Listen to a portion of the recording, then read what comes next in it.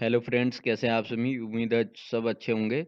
Uttarakhand online education में आप सभी लोगों का हार्दिक स्वागत है। आज हम उत्तराखंड की श्रृंखला उत्तराखंड के महत्वपूर्ण प्रश्नोत्तर की भाग 6 को डिस्कस करेंगे। इसमें आज कुछ महत्वपूर्ण प्रश्नों को जानेंगे और उनके बारे में विस्तार से बात करेंगे।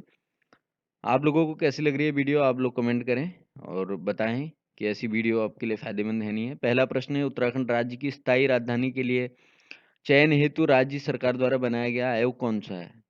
किस आयोग राज्य सरकार ने कौन सा आयोग बनाया था जो स्थायी राजधानी का चयन करता? उत्तराखंड के पास अपनी अभी भी स्थायी राजधानी नहीं है, तो इसका उत्तर है वो आयोग था दीक्षित आयोग।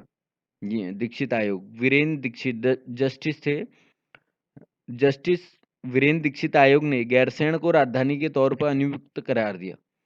उनके अनुसार देहरादून सबसे अच्छा स्थान था। दूसरा स्थान उन्होंने उधम सिंह नगर को माना। अब ये बहुत इंपॉर्टेंट हो जाता है कि उन्होंने क्यों गैरसैंण को अनुपयुक्त माना, उन्होंने क्यों इसको अनुपयुक्त करार दिया। उन्होंने सर्वे किया 17 अगस्त 2008 में, अपनी एक 80 पृष्ठों की एक रिपोर्ट पेश करी। इसमें गैरसैंण के विषम भौगोलिक परिस्थितियों को देखते हुए, भूकंपीय आंकड़ों को देखते हुए और 17 कारणों को इन्होंने गिनाया जिसके लिए अनुपयुक्त माना गया गैरसैंण को राजधानी के तौर पर। और वीरेंद्र दीक्षित आयोग का गठन कब हुआ था? तो 2001 में इसका गठन हुआ था। बहुत इंपॉर्टेंट है, परीक्षा दृष्टि से आ सकता है पेपर में। और 8 जून 2020 को हमारे सचिव उत्पल उत्पल कुमार जी के द्वारा आधिकारिक रूप से प्रदेश की ग्रीष्मकालीन राजधानी भराड़ीसैंण यानी गैरसैंण को बनाया गया। वो भी ग्रीष्मकालीन राजधानी के तौर पे इसको स्वीकार किया गया। ये भी इंपॉर्टेंट क्वेश्चन है, आ सकता है पेपर में। परीक्षा दृष्टि से, करंट अफेयर की दृष्टि से भी बहुत इंपॉर्टेंट हो जाता है। अगला प्रश्न की ओर देखते हैं। अगला प्रश्न है, निम्नलिखित में से किस जनपद में सिखों का पवित्र स्थान रीठा मीठा साहिब है? जाना पहचाना क्वेश्चन है, पेपर में आ चुका पहले भी। तो किस जनपद में है? जनपद चंपावत में है। गुरु नानक देव इस स्थान की यात्रा की थी गुरु नानक जी ने, और यहाँ गोरखपंथी जोगियों के साथ आध्यात्मिक विचार विमर्श भी उन्होंने किया था। और देखते हैं, यह जो रीठा मीठा साहिब है वो लोधिया और राठिया या रतिया या राठिया अलग अलग नाम से जाना जाता है, नदियों के संगम पर है। और यहाँ पर एक गुरुद्वारा बना है। 1960 में यहाँ पर एक गुरुद्वारे का निर्माण हुआ। गुरुद्वारे के प्रांगण में मीठे रीठे यानी सेपिंडस एमाजिनेटस कहा जाता है रीठे को, तो मीठे रीठे के वृक्ष हैं। नाथ पंथ के घेरनाथ का मंदिर भी गुरुद्वारा से मिलकर बनाया गया है नाथ पंथियों के लिए। और बैसाख पूर्णिमा के दिन यहाँ पर गुरुद्वारे में मेला लगता है, एक भव्य मेले का आयोजन किया जाता है। तो इसे दूसरा प्रश्न आप देखते हैं तीसरे प्रश्न की ओर। उत्तराखंड राज्य गठन के बाद अंतरिम विधानसभा में कुल सदस्यों की संख्या कितनी थी? ये भी प्रश्न आ चुका है। तो कितनी थी? 30 थी। विधानसभा का प्रथम गठन कब हुआ था? 9 नवंबर 2000 को हुआ था। राज्य गठन से पूर्व विधानसभा सदस्यों की संख्या कितनी थी? ये भी प्रश्न पूछा जा सकता है। राज्य गठन से विधानसभा, क्योंकि राज्य किससे अलग हुआ? उत्तर प्रदेश से, उत्तर प्रदेश पुनर्गठन आयोग से। उस समय हमारी सीटें कितनी थी? 22 थी हमारी विधानसभा में और 9 थी हमारी विधान परिषद में। उत्तराखंड के लोग थे, टोटल मिला के 31 हुए। एक व्यक्ति का विधान परिषद में कार्यकाल पूरा हो गया था जिसके कारण बचे 30, और 30 सदस्यीय जो हमारी अंतरिम विधानसभा का 30 सदस्यों द्वारा ही गठन किया गया। वर्तमान विधानसभा में कितने हैं? 70 प्लस एक एंग्लो इंडियन होता है, 70 चुन के आते हैं। और 70 में 13 एससी के लिए सुरक्षित है, अनुसूचित जाति के लिए, व 2 अनुसूचित जनजाति के लिए। एक अनुसूचित जनजाति के लिए नानंग मत्ता, दूसरा जौनसार ये चक्राता क्षेत्र हमारा वो है। प्रथम विधानसभा सत्र देहरादून में 9 जनवरी 2001 को बैठा। प्रथम विधानसभा सत्र गैरसैंण में 9 जून 2014 को बैठा। बहुत इंपॉर्टेंट हो जाता है, ये भी प्रश्न पूछा। विधानसभा ने अपनी वेबसाइट कब शुरू करी? ये भी बहुत इंपॉर्टेंट प्रश्न है, कई बार पूछा गया है। 4 मई 2001 को, क्योंकि ये देश के पहला वेबसाइट शुरू करने वाला पहला राज्य था उत्तराखंड। और सर्वाधिक विधानसभा सीटें कहाँ स्थित है? हरिद्वार जनपद में स्थित हैं, ये भी इंपॉर्टेंट है। सबसे कम कहाँ स्थित है? बागेश्वर, रुद्रप्रयाग और चंपावत में।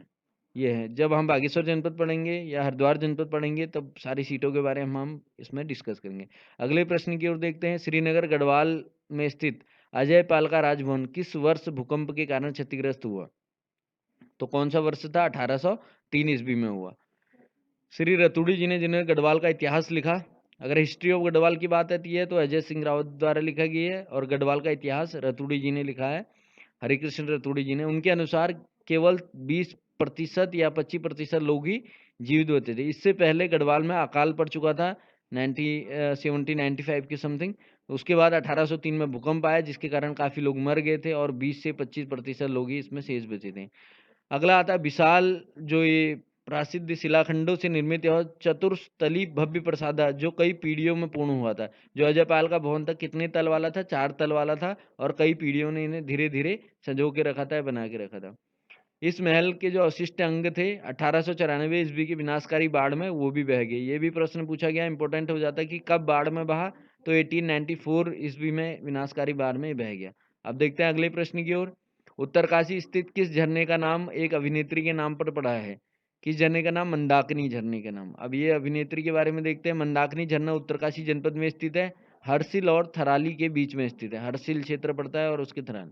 वर्ष 1985 में राम तेरी गंगा मैली फिल्म आई थी, इस झरने को दिखाया गया था। इसी झरने के नीचे इस फिल्म में अभिनेत्री मंदाकिनी का नहाने का दृश्य फिल्माया गया, और इसी के नाम पर इस झरने का नाम मंदाकिनी पड़ गया। अगला देखते हैं, दक्ष की सबसे बड़ी पुत्री का नाम क्या था? दक्ष की सबसे बड़ी पुत्री का नाम था दिति। दक्ष की 13 कन्याओं में सबसे बड़ी दिति और सबसे छोटी आदिति थी। आदित्य यानी देव, और दिति ने असुरों की उत्पत्ति हुई। आदित्य से देव की उत्पत्ति हुई, दिति से असुरों की। अतः देवों और दानवों की उत्पत्ति उत्तराखंड में हुई। दक्ष प्रजापति का मंदिर कनखल हरिद्वार में स्थित है। यह है दक्ष प्रजापति का मंदिर। दक्ष प्रजापति, इसका जो निर्माण किया था वो रानी धनकौर ने किया था। ये भी इंपॉर्टेंट प्रश्न हो जाए, रानी धनकौर, नोट कर लीजिए, परीक्षा दृष्टि बहुत इंपॉर्टेंट है, देखो नोट कर ले उसको। अगला प्रश्न देखते हैं, उत्तराखंड में उगने वाली जड़ी बूटी जिसे स्थानीय भाषा में भांग के नाम से जाना जाता है, का वास्तविक नाम क्या है? इसका वास्तविक नाम है कैनेविकस स्टाइवा। भांग की रेशों का इस्तेमाल वाहन निर्माण, कपड़ा, फर्नीचर, कागज व पल्प उद्योग में किया जाता है। भांग से कैंसर, ग्लूकोमा, मिर्गी जैसे रोग ठीक होते हैं। उत्तराखंड सरकार ने पौड़ी गढ़वाल के सतपुली के पास बिलखेन नामक स्थान पर भांग की खेती का लाइसेंस दिया है, और लाइसेंस किसको दिया है? इंडियन इंडस्ट्रियल हेम्प एसोसिएशन को। इस लाइसेंस उत्तराखंड पहला राज्य बन गया है औद्योगिक भांग की खेती को वैध मानने वाला। अगला प्रश्न देखते हैं, narcotics drugs and psychotropic substance act 1995 के तहत भांग की खेती पर प्रतिबंध लगा रखा है। तो भांग की खेती पर किस एक्ट के तहत प्रतिबंध लगा है? 1985 एक्ट के तहत, narcotics drugs and psychotropic substance. अगला देखते हैं, इसमें इस एक्ट में यह भी कहा गया कि सरकार कम THC टेट्रा हाइड्रो कैनिबिलाइन मात्रा वाली भांग किस्मों का अनुसंधान को प्रोत्साहित करेगी। उपयोगी रहने के लिए जो इसमें टेट्रा हाइड्रो कैनिबिलाइन है वो THC कम होनी चाहिए। भांग की खेती के 90 से 110 दिन में तैयार हो जाती है। इसके बीजों का इस्तेमाल खाद्य रूप में उत्तराखंड में बरसों से किया जा रहा है। आलू के गुटके, भांग की चटनी बनती है, इसमें प्रोटीन की उच्च मात्रा पाई जाती है। भांग से निकलने वाले तेल में ओमेगा फैट कम होता है, इसलिए हृदय रोग के लिए भी अच्छा माना जाता है। अब देखते हैं अगले प्रश्न की ओर। अगला प्रश्न है, किस ताल के किनारे बालाजी नाम से भगवान विष्णु का प्राचीन मंदिर है? किस ताल के किनारे? उत्तराखंड में बहुत सारे ताल हैं, और उसी में से एक ताल है जिसके किनारे बालाजी नाम से भगवान विष्णु का मंदिर है। कौन सा ताल है? नकुचिया ताल। नकुचिया ताल देखते हैं। नकुचिया कुमाऊं का सबसे गहरा ताल है। नकुचिया ताल, ये बालाजी नकुचिया ताल है, और ये बालाजी की मूर्ति है वहाँ किनारे पे। अगला देखते हैं, इसे मानस खंड में सनत कुमार सरोवर कहा गया है नकुचिया ताल को। ये ताल पक्षियों के प्रवास के लिए सर्वोत्तम है तथा विदेशी पक्षियों के लिए प्रसिद्ध है। इस ताल की बनावट कुछ ऐसी है कि सभी कोने एक साथ नहीं दिखाई दे सकते हैं। तो दोस्तों, नकुचिया ताल स्थित है नैनीताल जनपद में। उत्तराखंड के नैनीताल जनपद में स्थित है नकुचिया ताल। भीमताल से कुछ किलोमीटर दूरी पर यह ताल विदेशी पक्षियों के लिए एक रमणीक ताल है। इसी ताल के किनारे भगवान विष्णु की बालाजी नाम से एक भव्य मंदिर स्थित है। इसी ताल के निकट फेडरिक स्मेटा का तितली संग्रहालय भी स्थित है। यह ताल विश्व प्रसिद्ध सैलानियों के लिए एक मनमोहक ताल के रूप में काम करता है। इसके 9 कोने एक साथ नहीं देखे जा सकते। मान्यता है कि 9 कोने एक साथ देखने पर जिस व्यक्ति ने भी 9 कोने एक साथ देख लिए उसकी मृत्यु हो जाती है। ऐसी किंवदंती यहाँ के स्थानीय निवासियों में, ग्रामीणों के द्वारा। अगला प्रश्न देखते हैं, मीडो को राज्य की स्थानीय भाषा में क्या कहा जाता है? मीडो क्या होता है? स्थानीय भाषा में मीडो को क्या कहा जाता है? बहुत इंपॉर्टेंट प्रश्न है, देखो परीक्षा दृष्टि से भी बहुत इंपॉर्टेंट है। तो मीडो को क्या कहा जाता है? बुग्याल। महाहिमालय में स्थित हिमरेखा से नीचे 3500 मीटर से 6000 मीटर की ऊंचाई के मध्य कोमल घास के ढलान उत्तराखंड में बुग्याल कहलाते हैं। इन्हें अल्पाइन, पाश्चर, बुग्याल और प्यार भी कहा जाता है। बहुत इंपॉर्टेंट है, ये भी नोट कर लीजिए। इन्हें अल्पाइन, पाश्चर, बुग्याल और प्यार के नाम से भी जाना जाता है। अगला देखते हैं, बुग्यालों की स्थिति क्या है? जैसे कश्मीर में मर्ग, कुल्लू में थच के नाम से जाना जाता है। बुग्यालों में पशु चराने वाले पशुचारकों को अनवाल, पालसी, चलघुमंत, गुज्जर या गद्दी के नाम से भी जाना जाता है। इन्हें क्या कहते हैं? अनवाल, पालसी, चलघुमंत। ये पूछा जाता है, अनवाल, पालसी, चलघुमंत बहुत इंपॉर्टेंट है, इन्हें भी आप नोट कर लीजिए। अगला देखते हैं, बुग्यालों को पशुचारकों का स्वर्ग भी कहा जाता है। ये भी प्रश्न कई बार पूछा जाता है, बुग्यालों को पशुचारकों का स्वर्ग। जाड़, मारछा, तोलछा, भोटिया, सौका, जौहरी, ये लोग क्या करते हैं? गर्मियों में अपने पशुओं को चराने के लिए इन बुग्यालों में जाते हैं। उत्तराखंड में बहुत सारे बुग्याल फेमस भी है। दायरा बुग्याल है, बेदनी बुग्याल है, पवाली कांठा है। दायरा बुग्याल बटर फेस्टिवल के लिए भी प्रसिद्ध है, कभी क्वेश्चन है अगर देखेंगे उसके बारे में। उसके बाद बुग्यालों के कितने प्रकार हैं? बेसिकली 5 प्रकार के बुग्याल होते हैं। दुग या दूध बुग्याल, बस बुग्याल, मोट बुग्याल, धनिया बुग्याल व धती बुग्याल। तो दूध या दूध बुग्याल छोटी छोटी घास वाले जो बुग्याल होते हैं उसे दुग या दूध बुग्याल कहते हैं। बस बुग्याल पशुओं में वसा बढ़ाने वाले बस बुग्याल कहलाते हैं। मोट बुग्याल मोटे या फ्लूम प्रजाति के घास वाले मोट बुग्याल। धनिया बुग्याल ब्यास या मालपा क्षेत्र में जो पाए जाते हैं उन्हें धनिया बुग्याल कहते हैं। धती बुग्याल धती बुग वाले वनस्पतियों को धती बुग्याल के नाम से जाना जाता है। ये हैं, और उत्तराखंड में बहुत सारे बुग्याल प्रसिद्ध हैं। बुग्यालों पर एक अलग से वीडियो बनेंगे।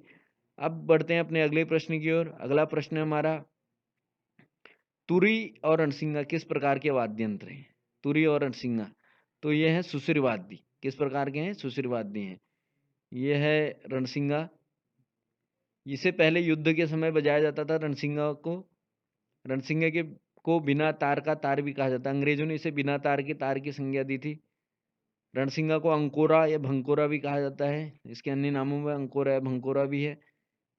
सुशिर या फूक आदि में, जिनको फूक के बजाया जाता है, जिनमें हवा का प्रयोग होता है, उनमें नागफणी, शंख, मोचंग, अलगोजा, मसकबीन, बांसुरी, ऊर्ध्वमुखी ये हैं। और ये है आपका मोचंग या बिणई कहते हैं जिसे, इसे मोचंग के नाम से भी जाना जाता है। मसकबीन एक यूरोपीय वाद्य यंत्र है। यह कपड़े का थैलेनुमा होता है जिसमें 5 बांसुरी जैसे यंत्र लगे होते हैं। एक नली हवा फूकने के लिए होती है और 4 नलियों में इसमें हवा आती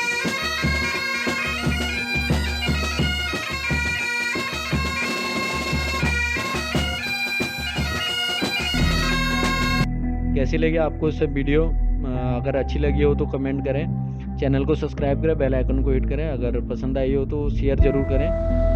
हमारे साथ जुड़े रहने के लिए उत्तराखंड ऑनलाइन एजुकेशन की ओर से बहुत बहुत धन्यवाद। अगर आप हमारे फेसबुक आईडी से जुड़ना चाहते हैं, ये हमारी फेसबुक आईडी है प्रज्ञा कोचिंग नाम से, आप लोग इस पर जा सकते हैं। इसमें भी हम अच्छी कंटेंट PDF के माध्यम से उपलब्ध कराते रहते हैं। हमारे साथ जुड़े रहने के लिए फिर से बहुत बहुत धन्यवाद।